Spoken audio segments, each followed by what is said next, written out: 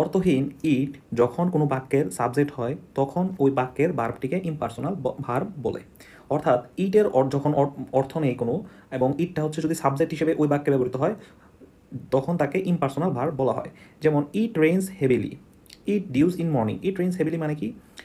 অনেক বৃষ্টি পড়তেছে। ইট ডিউস ইন মর্নিং, সকালে শিশির পড়ে। ইট ইজ ড্রিজলিং, গুড়ি গুড়ি বৃষ্টি পড়ছে। এইখানে ইটের কোনো, এই তিনটা বাক্যে ইটের কোনো মিনিং নেই, অর্থাৎ অর্থহীন ইট। অর্থাৎ এই তিন বাক্যের যে ভার্বগুলো আছে এই ভার্বগুলোকে বলা হবে ইম্পার্সোনাল ভার্ব। এই ভার্বগুলোকে কি বলা হবে? এই ভার্বগুলোকে বলা হবে ইম্পার্সোনাল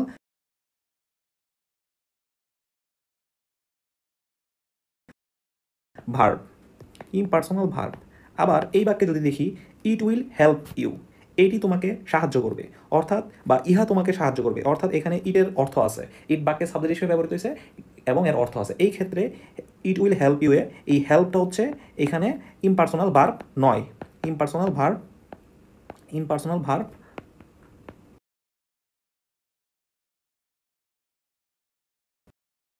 নয়। ইম্পার্সোনাল ভার্ব অর্থহীন ইট যখন কোনো বাক্যের সাবজেক্ট হয়